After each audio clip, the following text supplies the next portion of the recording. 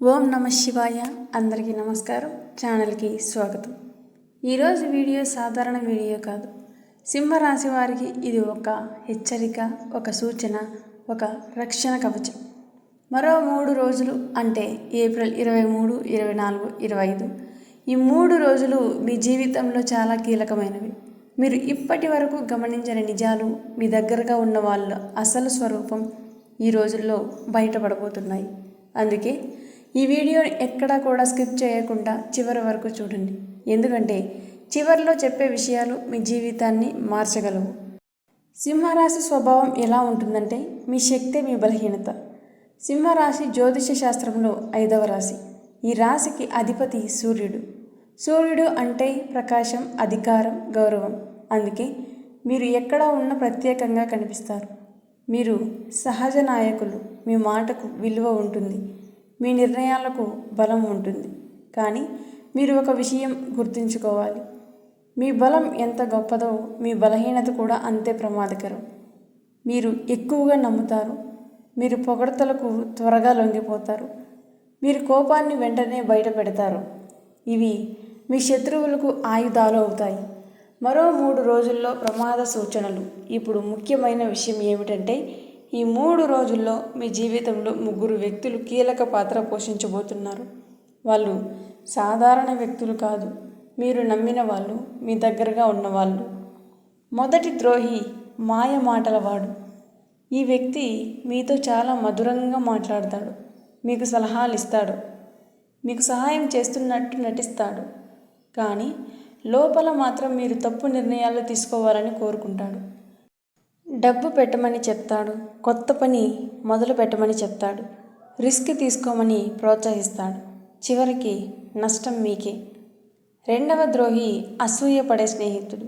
ఈ వ్యక్తి మీ ఎదుగుదలను చూసి సంతోషించడు. మీ ముందు నవ్వుతాడు. మీ వెనకాల మిమ్మల్ని కిందకు లాగడానికి ప్రయత్నిస్తాడు. మీ గురించి చెడుగా మాట్లాడతాడు. మీపై అపోహలు సృష్టిస్తాడు. ఇతరులతో మీ విభేదాలను తెస్తాడు. మూడవ ద్రోహి వెన్నుపోటు వ్యక్తి. ఈ వ్యక్తి చాలా ప్రమాదకరం. ఇతడు నేరుగా ఏమీ చేయడు. ఇతరులను ఉపయోగిస్తాడు. పరిస్థితులను మీకు వ్యతిరేకంగా మార్చుతాడు. మీ కోపాన్ని రెచ్చగొడతాడు. మీరు కోపంతో తీసుకున్న నిర్ణయం మీ జీవితాన్ని దెబ్బతీస్తుంది. కోపం మీ పెద్ద శత్రువు. సింహరాశి వారికి కోపం సహజం. కానీ ఈ 3 రోజుల్లో కోపం అంటే ప్రమాదం. ఎవరైనా వచ్చి ఇతను అలా అన్నాడు, ఆమె ఇలా చేసింది అని చెప్తే అప్పుడే స్పందించకండి. ఒకసారి ఆలోచించండి. ఈ విషయం నాకెందుకు చెప్తున్నారు? వీరి ఉద్దేశం ఏమిటి? ఇలా ఆలోచిస్తే మీరు చాలా పెద్ద సమస్యల నుంచి బయటపడతారు. ఆర్థిక విషయాల్లో జాగ్రత్త అనేది అవసరం. ఈ 3 రోజుల్లో అప్పు ఇవ్వకండి. కొత్త పెట్టుబడులు పెట్టకండి. ఎవరి మాట విని డబ్బు ఖర్చు పెట్టకండి. మీ కష్టం మీద సంపాదించిన డబ్బు ఒక్క నిర్ణయంతో పోవచ్చు. ఎలా గుర్తించాలి ద్రోహులను అంటే మీ ఎదుగుదలను చూసి సంతోషించని వారు, మిమ్మల్ని రెచ్చగొట్టేవారు, ఇతరుల గురించి చెడుగా చెప్పేవారు, మీ నిర్ణయాలను ప్రభావితం చేసేవారు. వీళ్ళే మీ ద్రోహులు. మీకు తోడు ఉన్న రహస్య వ్యక్తి. ఇప్పుడు ఒక అద్భుతమైన విషయం. మీ జీవితంలో ఒక వ్యక్తి ఉన్నారు. ఆ వ్యక్తి మీ కోసం దేవుణ్ణి ప్రార్థిస్తారు. మీ బాధను తమ బాధగా భావిస్తారు. మీ విజయాన్ని నిజంగా కోరుకుంటారు. కానీ మీరు వారిని గుర్తించలేకపోతున్నారు.